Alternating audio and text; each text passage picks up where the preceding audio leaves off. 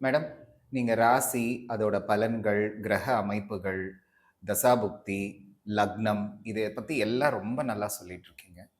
எனக்கு ஒரு கேள்வி உண்டு. ஆ தர்ப்பணம் அப்படின்னு நாம சொல்றோம்.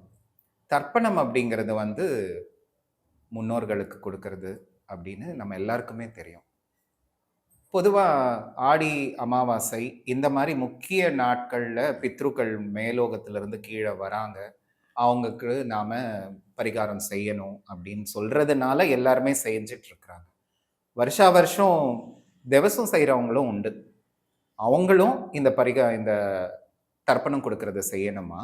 அதாவது அந்த பர்ட்டிகுலர் நாட்கள்ல.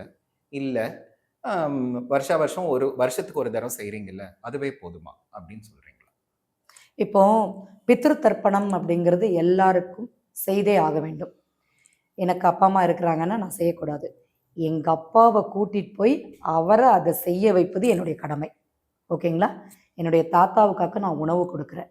இந்த தர்ப்பணம் கொடுக்கறது அப்படிங்கிறது இந்த மாதா மாதம் கொடுக்கக்கூடியது அவங்களுக்கு வெறும் டீ காஃபி மட்டும்தான். இந்த வருஷத்துல ஒரு நாள் செய்வதுங்கிறது அவங்களுக்கு உணவு கொடுப்பது.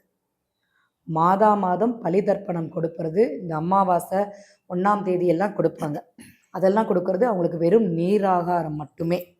இந்த வருஷத்துல ஒரு நாள் செய்யக்கூடியது மட்டும்தான் அவங்களுக்கு வந்து உணவாக அவங்களுக்கு போய் சேரக்கூடியது. பிண்டம் கரைத்தல தான் சொல்றீங்க நீங்க.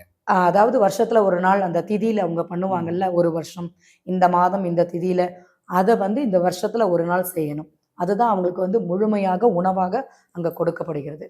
இத வந்து கண்டிப்பாக பண்ணணும்.